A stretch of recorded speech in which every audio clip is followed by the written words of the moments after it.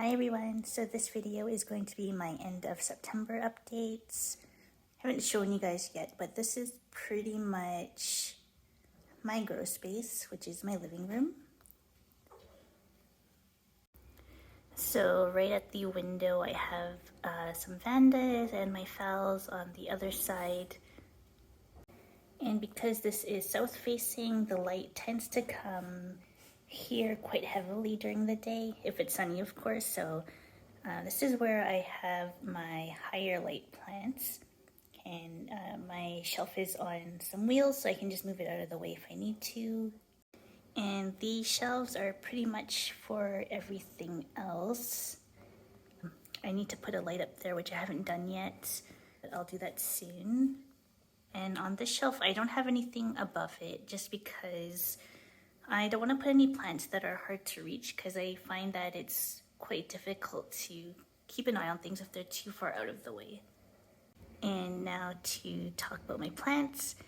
This is Paraphalaenopsis labukensis crossed with Seidenfedenia mitrata, and it is pushing out a, I guess, cakier new growth.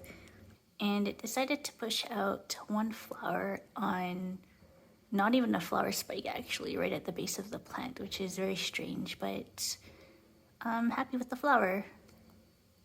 And this one is Phalaenopsis Subparaceae, and I think that might be a flower spike. And then I noticed just now another thing growing on the other side, so if they're flower spikes, I'd be absolutely delighted if I can get blooms on it. As you can see there on the left, the first flower spike I ever had aborted on me, so we'll see. This is my Phal amboinensis, and I actually think the light here is a little too bright for it. You can see the leaf has a bit of damage, but overall the plant is fine. And this is my Phal fimbriata. You can see it has a sunburn here, so the light is definitely a bit too bright for it, but again, this one is also fine. I have one flower here and another flower here as well. This is my Gastrochylis Obliqus, and it opened the bud finally yesterday. So it took a very long time for these buds to open. I'm sure there'll be a bit of a wait before they all open, and once they do, I will film it. This is my Dendrobium antennatum cross, and it's actually not doing too great for me, or rather it hasn't been doing super great for me. Basically what happened was I had an issue, and I continue to have an issue with thrips in my collection. So as a precaution, I removed all the moss, I've unpotted it, I cleaned up all the roots, microwaved the media, and put it back in its pot. But I think it stressed it out, so the growth haven't been doing very well. But the good news is it's pushing out a lot, or a few new growths, I should say. So the plant is doing okay now, but I think it's going to be a while before I see any more blooms on this guy. This is my Epidendrum ciliare, and it still has a sheath. I do expect some buds from it. I'm hoping that there's enough humidity so when it blooms, the flowers will open properly. And this is my RLC Durigan. It has a new growth at the bottom there. I'm a bit concerned it's gonna get stuck against the pot, so I might just cut this open. And this is my Pteroceras, longicalcareum, and it's pushing out buds on that flower spike over there, so that's pretty exciting. So this one is Vanda insignis, and this one is Vanda foetida. And I decided to put them in bigger containers because their roots were filling up their old pots. So this will give it a bit more room for the roots. And this is my Brassivola cuculata red form. You can see there its latest growth, or rather new growth, has grown down into the pot. And I'm hoping it'll curl back up somehow. The last time I checked, it was very small, so I wasn't expecting it to grow this much so quickly. I guess if I had paid more attention, I would have circumvented this problem, but we'll see how this goes. I'm wondering if I should take this out of the pot, although I don't really want to. I just want to prevent that from happening again. And this one is my Aeridocentrum Gewgaw. So I noticed 2 leaves here started growing spots, and I had a bunch of spots on some old leaves. I was getting concerned that the fungus was traveling, so I decided to cut those off. And I cut off, as you can see, a bunch of other leaves as well. I haven't really caught everything, but I'm hoping that will be enough to prevent more spotting.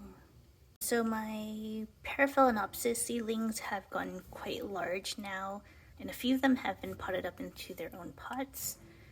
One of these is going to Orchidea, not these two. There's one where there's 2 of them that I want to give to her, but it has a thrips problem right now, so I'm just making sure it's clear before I send that out to her. This one is Vanda Jenny, still surviving, and has some new root tips, which is great. Quite slow to grow new roots, but I think it likes it in my new place. This one is Orangus Poncada.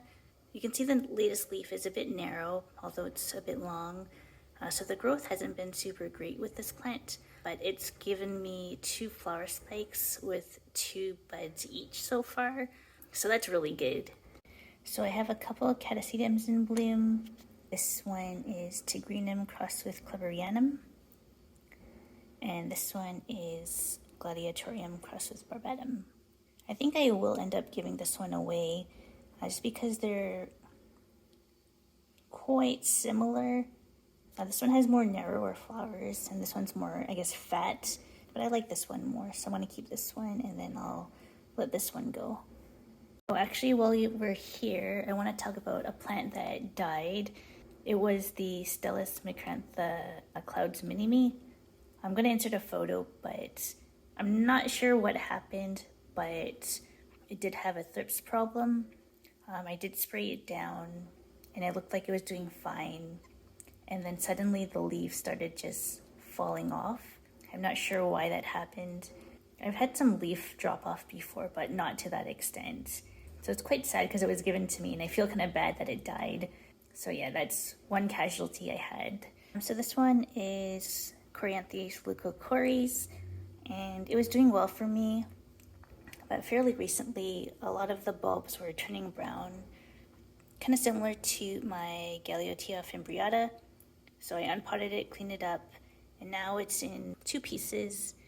So that's one piece, and then this is another piece. So this growth is starting to push out roots again, so this should recover at least. I'm not sure what's going to happen to this bulb here. And this is Coryanthes missaceae. This one also had a thrips problem. It's fine now. One thing I did do is I removed all the moss that was growing at the top, just as a precaution.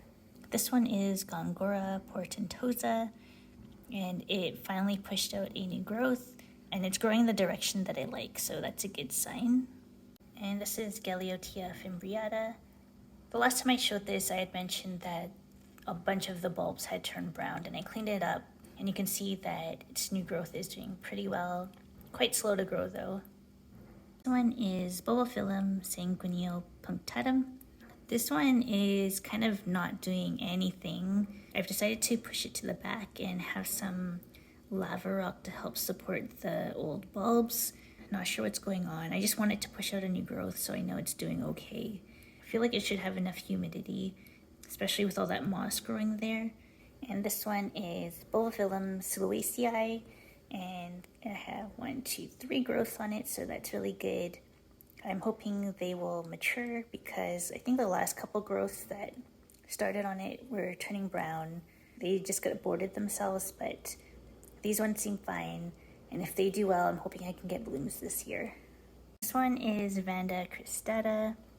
I removed the Spanish moss because it wasn't really doing anything. It's a bit of a struggle to keep this hydrated. I'm tempted to put it in vase culture because most of my Vandas seem to like that. And this is Calia Durmaniana, and it pushed out this growth this year, which is good, I guess. I don't think it's going to be as large as the other ones. And also it has 1 leaf and not 2 like most of the other ones, so I'm not sure what that means. I will say I'm glad that it's actually done something because it's been pretty dormant for the rest of the year. And these two are my Dendrobium tobaense seedlings. They had a pest problem, but they're fine now. And they don't really look that good because all the leaves have fallen off. But the good news is most of the plants have a little growth starting, so that's good. This one is the Castelle alata. Seems like every time I film this, it's getting smaller and smaller. But basically, I lost whatever new growth that I did have on it. And I did end up removing the two back bulbs that were brown.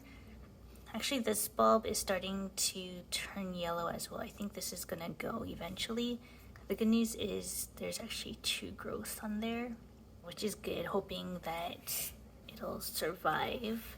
Another thing you can probably tell is I moved it into a smaller pot. And previously what I did was I had a layer of rock wool and then a layer of lava rock and charcoal at the bottom. This time what I did was I mixed the rock wool and charcoal together. So that should make it more airy. So I'm hoping this will do better. And this one is Bulbophyllum Princess Bejaratana. The new growth over there is doing pretty well. I think I mentioned there was a new growth at the bottom somewhere. I couldn't find it, so I think it's gone. But this one is doing well, so that's good. And this one is Dendrobium Carniferum, previously isolated due to thrips. This growth never really fully matured and the leaves didn't handle the bug spray all that well. It is pushing out a new growth at the bottom there, which is great. I've been leaving this out at night because I think it really does need quite low temperatures at night. So that's what I'm doing for now. And this is Dendrobium Draconis and it's in bloom.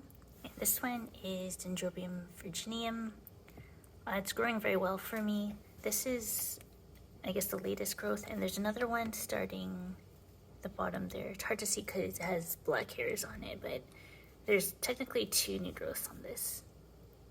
Alrighty, so these are my Vanda Lucastelle flask babies. So I had deflasked them, and then shortly after they ended up having a thrips problem. So that was very annoying. But so what I did was I washed all the plants and I put the sphagnum moss in the microwave for a minute. So anything that's alive would probably be killed. And then after the moss cooled down, I put it back. So far so good, but I want to give it a couple weeks just to make sure. And then these are my Paraphalaenopsis flask baby seedlings that also had a thrips problem. And I did the same thing, cleaned everything, put the moss in the microwave, and then put everything back when it was cool. Orchidea, if you're watching this, this is the one I want to give to you. And last but not least, Orchidea sent me a plant. It's going to be in exchange for my Paraphalaenopsis. I was hoping to send it out sooner, but I just want to make sure things are all clean before I send things out to her. So this is Vanda Brunea seedling. Looks very healthy. I just have it isolated. The typical quarantine before adding it to your collection. Although I think I'm actually protecting this from my collection. But I'm very, very happy to have this. So thank you, Orchidea, for sending this to me. Alrighty, so that's my video for today. Thank you for watching, and I'll see you next time. Bye.